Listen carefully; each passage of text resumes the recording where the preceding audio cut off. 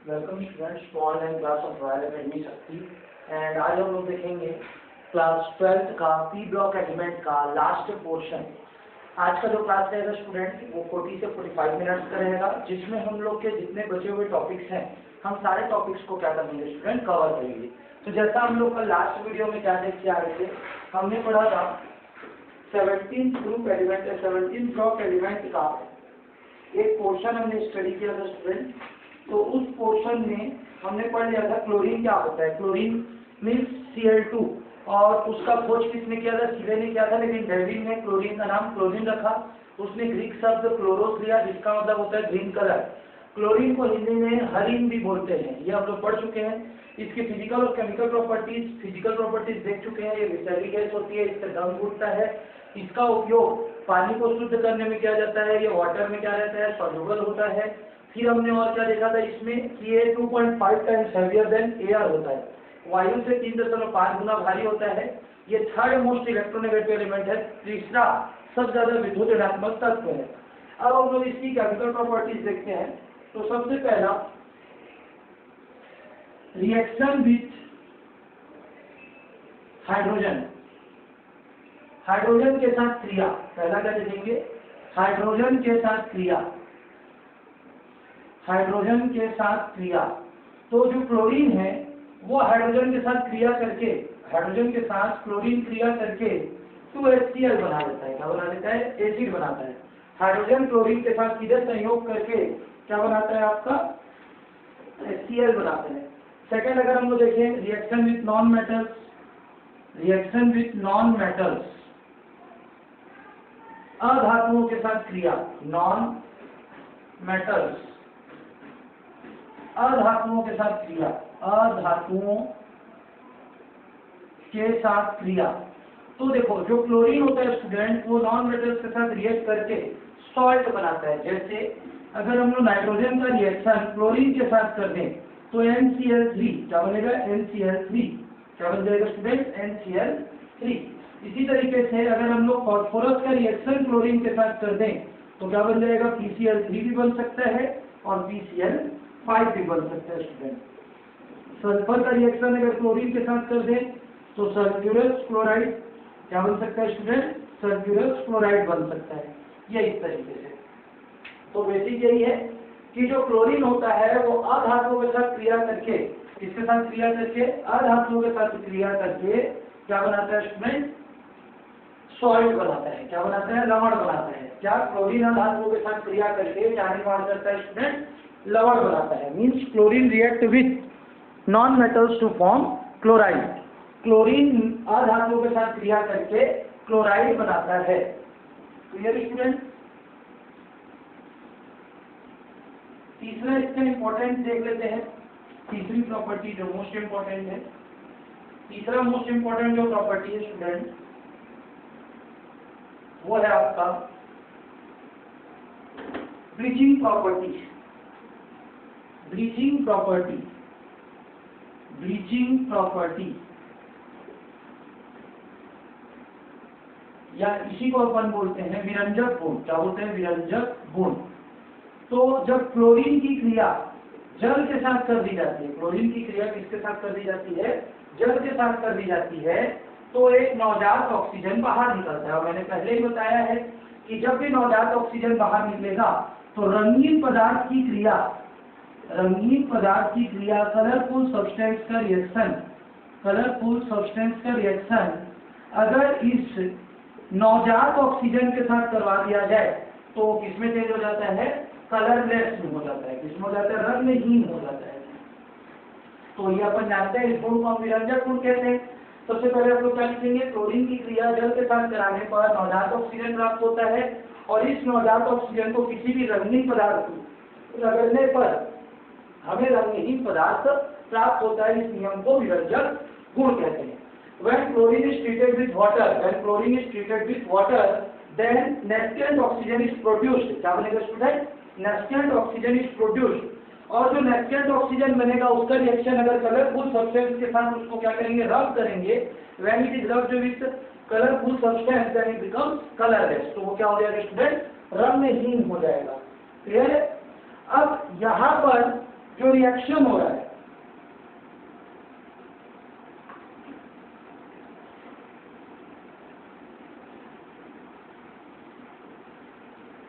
अब मान के चलो क्लोरीन का रिएक्शन वाटर के साथ किए, वो कलरलेस कर दिया है, लेकिन अगर कलरलेस कर देगा तो कोई सा भी सिस्टम खराब हो जाएगा। तो कलरलेस होने से रोकने के लिए, इस रिएक्शन को रोकने के लिए अगर इसमें सोडियम सल्फाइड का यूज कर दिया जाए, किसका उपयोग कर दिया जाए, सोडियम सल्फाइड का उपयोग किया जाए, तो सोडियम सल्फाइड इज कॉल्ड एंटीक्लोर, क्योंकि वो क्लोरीन का ऑक्सीकरण होने से रोकता है। It prevent the oxidation of chlorine. Clear student? फिर से एक बार, ब्रीचिंग प्रॉपर्टी क्या होती है, जब क्लोरीन की क्रिया H2O के साथ कराई जाती है तो नवजात ऑक्सीजन बनता है। नवजात ऑक्सीजन को रंगीन पदार्थ के साथ रगड़ने पर क्या बन जाता है, रंगहीन पदार्थ बनता है। यहाँ तक खत्म। इस नियम को विरंजक गुण कहते हैं। अब क्लोरीन क्या कर रहा है, किसी भी कलरफुल सब्सटेंस को कलरलेस कर सकता है।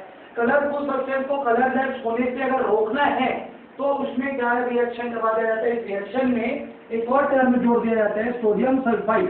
आप लोग लिखेंगे नहीं, सिर्फ समझेंगे कि अगर क्लोरीन प्लस वाटर के रिएक्शन में सोडियम सल्फाइड को जोड़ दिया जाए, किसको जोड़ दिया जाए, सोडियम सल्फाइड को जोड़ दिया जाए, तो सोडियम सल्फाइड को जोड़ने से नवजात ऑक्सीजन नहीं बन पाता है। क्या नहीं बन पाता है, नवजात ऑक्सीजन नहीं बन पाता है। इसकी बजाय ये ना बनकर, इसकी बजाय क्या बन जाएगा तुम्हारा Na2SO4। क्या बन जाएगा, Na2SO4। इसका मतलब रंगीन पदार्थ रंगीन ही रहेगा, रंगीन नहीं होगा। यह रिएक्शन होगा ही, क्योंकि नेक्टेंट ऑक्सीजन बना नहीं, ये ऑक्सीजन उसमें जुड़ गया, तो Na2SO4 हो गया। क्लियर है? तो ये हो गया आपका। पेपर में अगर आता है एंटीक्लोर किसे कहते हैं, तो क्या लिखेंगे, sodium sulphide is called antichlor. Sodium sulphide को हम लोग एंटीक्लोर कहते हैं because it prevents the bleaching property of chlorine, क्योंकि यह विरंजक गुण को रोकता है, क्लोरीन के विरंजक गुण को होने से रोकता है। अगला आ जाते हैं HCl, hydrochloric acid. Hydrochloric acid, अब हाइड्रोक्लोरिक एसिड को सबको ही जानते हैं, इसको हाइड्रोजन क्लोराइड के नाम से भी जाना जाता है। इसका सर्वप्रथम खोज 1648 में ग्लोबर ने कर लिया था। 1648 में किसने किया था, ग्लोबर ने किया था। लेकिन ग्लोबर में करने के बाद इसका सबसे पहला नाम डेवी ने 1810 में दिया। 1810 में इसका पूरा नामकरण किसने किया, डेवी ने। क्लियर है? अब डेवी ने करने का इसको कैसे बनाया जा सकता है, तो इसकी प्रयोगशाला विधि, प्रिपरेशन मेथड। प्रिपरेशन मेथड अगर देखें, इसके बनाने की विधि देखें, तो सबसे पहला लैब मेथड देख लेते हैं, प्रयोगशाला विधि।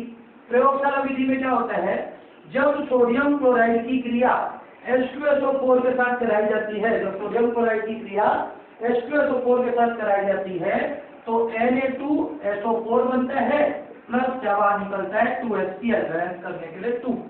तो फिर से एक बार देखते हैं, जब सोडियम क्लोराइड की क्रिया H2SO4 के साथ कराई जाती है तो हाइड्रोजन क्लोराइड या हाइड्रोक्लोरिक एसिड बनता है। When sodium chloride is treated with sulfuric acid, then hydrochloric acid is prepared in laboratory। और कैसे बना सकते हैं, और इसको बनाने का मेथड होता है स्टूडेंट, सेकेंड मेथड है, जब मेथेन की क्रिया क्लोरीन के साथ अल्ट्रावायलेट लाइट के प्रेजेंस में कराई जाती है, किसके प्रेजेंस में करवा दी जाती है, अल्ट्रावायलेट लाइट, किसके प्रेजेंस में, अल्ट्रावायलेट लाइट के प्रेजेंस में करवाई जाती है, तो क्या बनता है CH3Cl प्लस क्या बाहर निकल जाता है HCl। तो सेकंड मेथड जो है आपका वो कौन सा मेथड है, इंडस्ट्रियल मेथड है। औद्योगिक विधि, औद्योगिक विधि में हम लोग क्या देखेंगे, जब मेथेन की क्रिया क्लोरीन के साथ, मेथेन की क्रिया क्लोरीन के साथ अल्ट्रावायलेट लाइट पराबैंगनी किरणों की उपस्थिति में कराई जाती है तो क्या बनता है, HCl बनता है। क्या मेथेन की क्रिया क्लोरीन के साथ पराबैंगनी किरणों की उपस्थिति में कराई जाती है तो HCl बनता है। When methane is treated with chlorine in the presence of ultraviolet light, then hydrochloric acid is prepared। अब इसका अगर हम लोग फिजिकल प्रॉपर्टी देखें तो ये तीक्ष्ण गंध युक्त रंगीन गैस है, मतलब इसका प्लीजेंट स्मेल होता है, ये कलरफुल गैस है, ये जल में अत्यंत विलय है, मतलब it is very soluble in water. ये स्वाद में खट्टी होती है, जितनी भी एसिड रहती है सब खट्टी होती है, सोर इन टेस्ट। ये वायु से भारी होता है, it is heavier than air.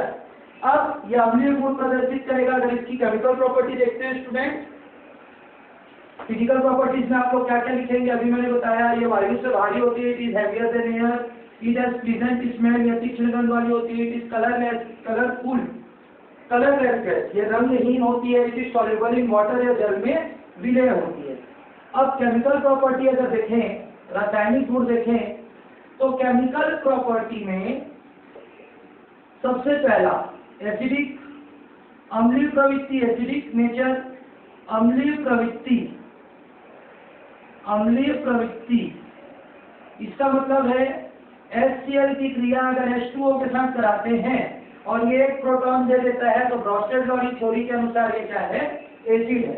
HCl की क्रिया अगर H2O के साथ कराते हैं और एक प्रोटॉन अगर इसको ये दे देता है तो ये क्या हो जाता है, आपका एसिड हो जाता है। क्लियर है। दूसरा, HCl की क्रिया अगर NH3 के साथ भी कराते हैं तो क्या बन जाता है, NH4 प्लस Cl माइनस, इसका मतलब ये भी दे रहा है, इसलिए फिर से ये क्या हो गया, acid.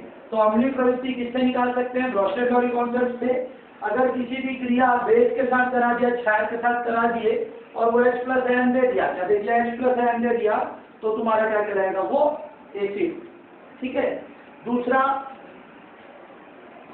Reaction with metals, reaction with metals, धातुओं के साथ क्रिया।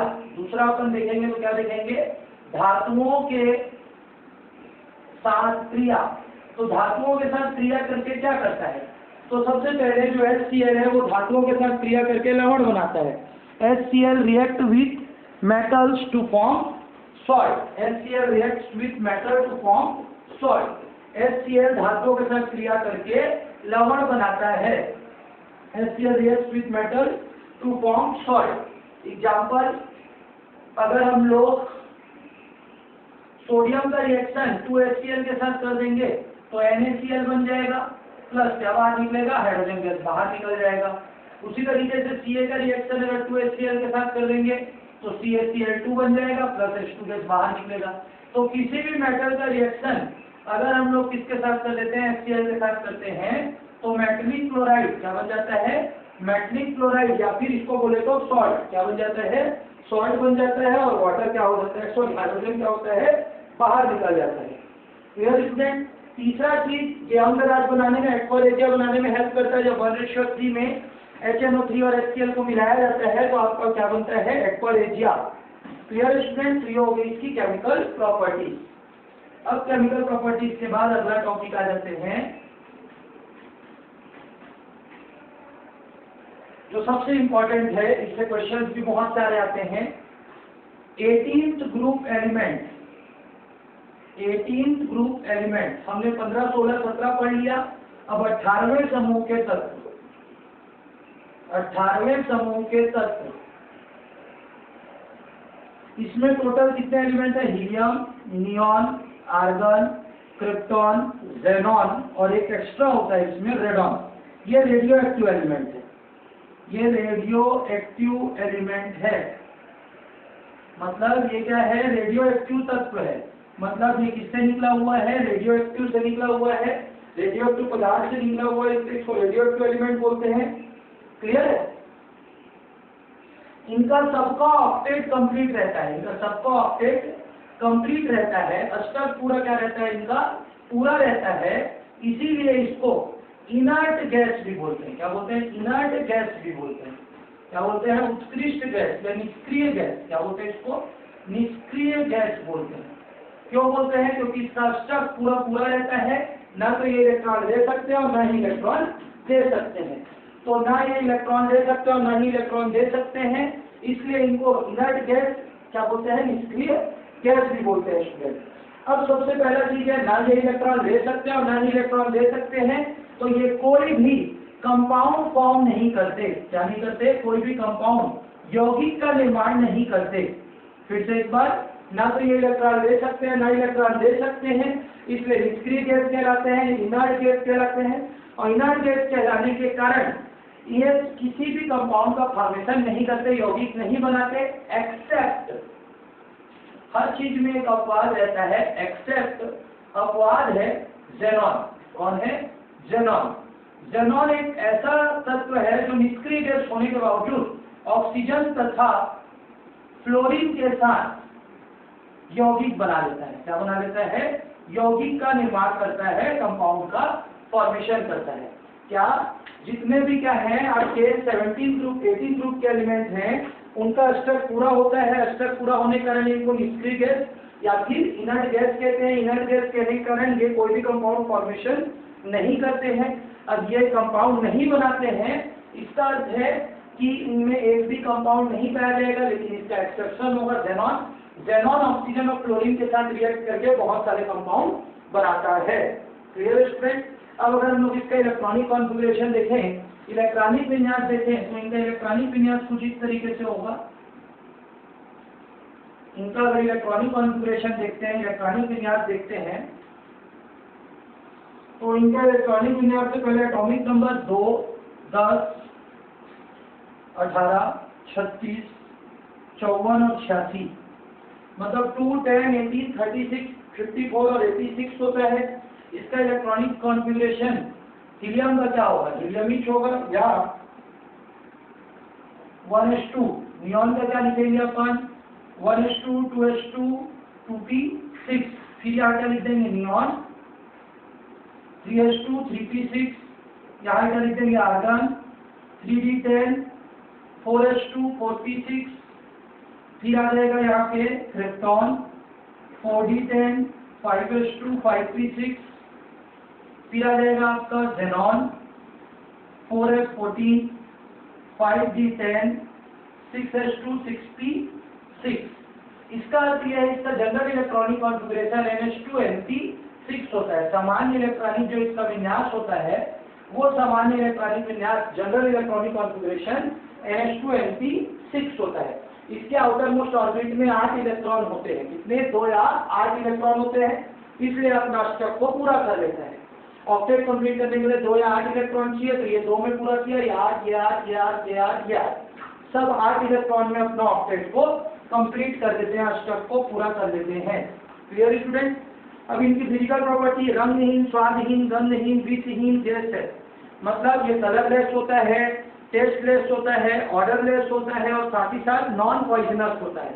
मतलब ये विषैला नहीं होता है, ना स्वयं जलता है और ना ही जलने में सहायता करता है। ना तो ये खुद जलता है और ना ही जलने में हेल्प करता है। मतलब it is not help in burning, neither burn not help in burning. यह एक परमाणु होता है, मतलब ये एक परमाणु से मिलकर बनता है। It is monoatomic molecule. Clear है? इसका आयरन एंथैल्पी बहुत ज्यादा होता है। इसका ionization energy is very high, क्योंकि ऑक्टेट कंप्लीट रहता है, इलेक्ट्रॉन को निकालने में हमको ज्यादा कठिनाई पड़ेगी, इसलिए सबसे उच्च आयरन ऊर्जा नोबल गैस की होती है, उत्कृष्ट गैसों की होती है। क्लियर? इसका इलेक्ट्रॉन बंधुता भी बहुत ज्यादा होगा। क्यों बहुत ज्यादा होगा? क्योंकि आसानी से इलेक्ट्रॉन ग्रहण नहीं करेगा और न ही इलेक्ट्रॉन देगा, तो इसका इलेक्ट्रॉन बंधुता, इलेक्ट्रॉन एंथैल्पी भी बहुत ज्यादा होगी। ये जल में विलय नहीं है। It is very partial in water. ये जल में बहुत ही कम विलय है। क्लियर हो गया? जब ऊपर से नीचे जाते हैं तो इसकी निष्क्रियता बढ़ती जाती है। क्या होती जाती है? इसकी निष्क्रियता, इनर्टनेस इंक्रीज होने लग जाता है। जब ऊपर से नीचे जाते हैं तो इसका इनर्टनेस इंक्रीज होता जाता है। Clear? Is there any doubt? अब इनके उपयोग देख लेते हैं जो पेपर में पूछे जाते हैं। अगला इनका क्या आएगा? यूजेस। 18वें समूह के उपयोग। तो जितने भी हैं सबका अलग अलग देखना है हमको, और आप लोगों को कॉपी में नोट भी करना है, बुक से रीड करके। हीलियम का अलग, हीलियम के बाद नियॉन का अलग, आर्गन का अलग, क्रिप्टॉन का अलग, जेनॉन का अलग और रेडॉन का अलग। 6 के अलग अलग हमको क्या देखते हैं? यूजेस देखने हैं, उपयोग देखने हैं। तो इसका उपयोग आता है पेपर में। सबसे पहले हीलियम का उपयोग वायुयानों तथा गुब्बारों में पहले हल्की H2 गैस भरी जाती थी, किंतु अज्वलनशील तथा हल्की होने के कारण H2 के स्थान पर He का उपयोग किया जाता है। पहले जितने भी टायर होते थे किसके? एरोप्लेन्स के या वायुयान के, उसमें H2 गैस होता था, वो जलता था। जलने में फूटने का मतलब ब्लास्ट होने का डर रहता था। तो उस डर की वजह से उसको खत्म करते हुए किसका उपयोग किया जाने लगा, हीलियम गैस का उपयोग करते हैं। दूसरा, गोताखोरों के लिए पहले H2 और O2 के मिश्रण को दिया जाता था, अब He प्लस O2 के मिश्रण को दिया जाता है। मतलब जिन लोग पानी में डाइविंग करते हैं, डाइवर्स जो रहते हैं समुद्र के अंदर, जो गोताखोर रहते हैं नदी के अंदर, उनके लिए उनको जो ऑक्सीजन दिया जाता था उसमें पहले हाइड्रोजन मिला हुआ रहता था, लेकिन अब क्या मिला हुआ रहता है, हीलियम। तीसरा, दमा के रोगियों के लिए जो अस्थमा पेशेंट्स होते हैं उनके लिए एक पंप देते हैं, उस पंप में हीलियम के साथ ऑक्सीजन मिला के फिलअप किया जाता है। क्लियर? ये 3 यूजेस किसके हो गए, हीलियम के। वायुयानों गुब्बारों में, गोताखोरों के ऑक्सीजन वाले में, और तीसरा अस्थमा पेशेंट के उसमें पंप में। दूसरा रहता है नियॉन का उपयोग। नियॉन का उपयोग जनरली किसमें किया जाता है, जितनी भी लाइट्स आती हैं बड़ी बड़ी जो क्या लगी रहती हैं, बड़ी बड़ी सिटीज में एडवर्टाइजमेंट करने के लिए जो लाइट्स लगी रहती हैं, वो लाइट के अंदर किसका उपयोग किया जाता है, नियॉन गैस का उपयोग किया जाता है, क्योंकि आसानी से जल्दी से फैल जाता है, और फैलने के बाद ये लाइट भी क्या करता है, बहुत ज्यादा रिफ्लेक्ट करता है, जिसके कारण नियॉन का उपयोग किसमें किया जाता है, वही बड़ी बड़ी साइन बोर्ड में, क्या बोलते हैं उसको, साइन बोर्ड में बोलते हैं। दूसरा चीज, जितने भी ग्रीन हाउसेज रहते हैं, हरित गृह रहते हैं, उसके अंदर भी हीलियम गैस का उपयोग किया जाता है, नियॉन लैम्प का उपयोग किया जाता है, क्योंकि क्लोरोफॉर्म निर्माण में हेल्प करता है, it helps in the formation of chloroform. Clear? तीसरा, आर्गन का उपयोग। आर्गन का उपयोग टंगस्टन फिलामेंट की आयु बढ़ाने में, जितने भी बल्ब होते हैं उस बल्ब में इस तरीके से फिलामेंट लगा होता है, ये अपन देखे होंगे, इस तरीके से बल्ब रहता है तो एक फिलामेंट लगा होता है, तो इस फिलामेंट का जीवन बढ़ाने के लिए, उसकी आयु को बढ़ाने के लिए उसमें क्या लगाया जाता है, आर्गन गैस का उपयोग किया जाता है। दूसरा, रेक्टिफायर में, आगे पढ़ेंगे रेक्टिफायर क्या होता है, क्लियर हो गया। तीसरा चीज, ट्यूबलाइट के अंदर भी आर्गन गैस भरा होता है। क्रिप्टॉन और जेनॉन का उपयोग फोटोग्राफी में किया जाता है, क्रिप्टॉन और जेनॉन का उपयोग फोटोग्राफी में किया जाता है।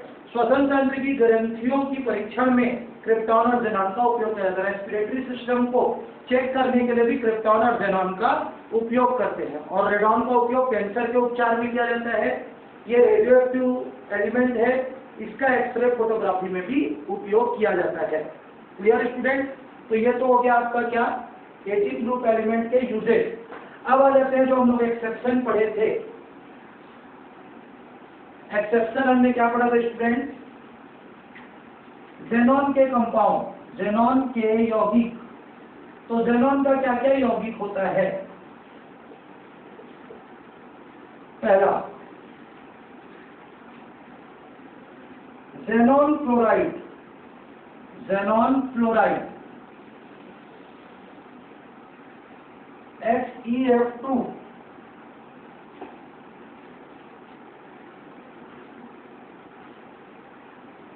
XeF4, XeF6, 3 होते हैं।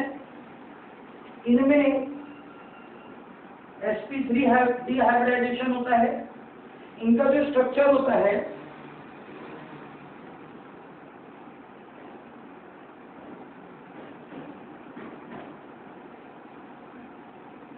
लीनियर, क्या हो जाता है इसका, लीनियर। HCF4 में sp3d2 होता है हाइब्रिडाइजेशन, और इसका जो स्ट्रक्चर हो जाता है वो जाता है स्क्वायर प्लेनर, स्क्वायर प्लेनर, रेखीय, वर्ग समतलीय, और इसमें sp3d3 हाइब्रिडाइजेशन पाया जाएगा।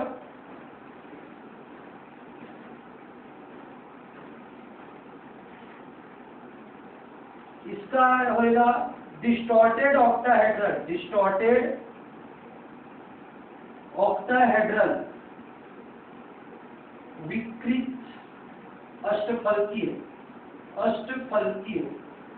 पेपर में यही आता है स्टूडेंट कि जेनॉन के जो कंपाउंड्स होते हैं वो कितने होते हैं, तो टोटल सबसे पहले जेनॉन फ्लोराइड, उसके अंतर्गत 3, HCF2, HCF4, HCF6, उसमें ये हाइब्रिडाइजेशन पाया जाता है और इसकी आकृति ऐसी होती है। और दूसरा रहते हैं जेनॉन के ऑक्सीफ्लोराइड, जेनॉन ऑक्सीफ्लोराइड, अगर रहेंगे वो अपन आ जाएंगे जेनॉन ऑक्सीफ्लोराइड। xenon ऑक्सीफ्लोराइड्स, XeOF2 एक, XeOF4 दो, XeO3, XeO4 और XeO2F2। तो पहले वाले को क्या बोलते हैं? xenon ऑक्सीफ्लोराइड। दूसरे वाले को क्या बोलेंगे? xenon oxy. पहले वाले में जो हाइब्रिडाइजेशन होता है वो sp3d होता है।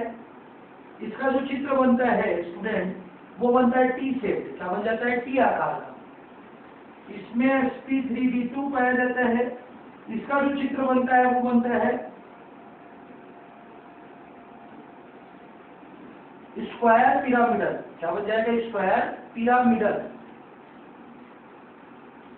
वर्ग समतल, वर्ग पिरामिडीय, पिरामिडीय। इसके बाद XeO3, XeO3 का क्या पाया जाएगा? sp3 हाइब्रिडाइजेशन पाया जाएगा और ये पिरामिडल शेप का होता है, पिरामिडीय। इसके बाद XeF4 में sp3 पाया जाएगा, ये टेट्राहेड्रल होगा, चतुष्फलकीय, चतुष्फलकीय। इसके बाद आपका जो XeOF2 होगा वो डिस्टॉर्टेड शेप होगा और इसमें sp3d पाया जाएगा, sp3d डिस्टॉर्टेड, विकृत, विकृत आकृति। इस तरीके से चैप्टर कंप्लीट होता है। इसमें एक दो टॉपिक्स बचे हुए हैं, इसके सल्फर वाले H2SO4 के निर्माण विधि। इसको मैं आप लोगों को जब लाइव क्लास स्टार्ट होगा तब पढ़ाऊंगा। तो अभी आप लोगों को यह चैप्टर कंप्लीट हुआ। आप लोग पूरा वीडियो को देखेंगे और देखने के बाद जो भी डाउट्स रहेंगे हम लोग कल और परसों की छुट्टी रखने के बाद, संडे और मंडे की छुट्टी रखने का 4, 5, 6 को पूरे केमिस्ट्री के वाले चैप्टर्स के डाउट क्लियर करेंगे। Thank you students.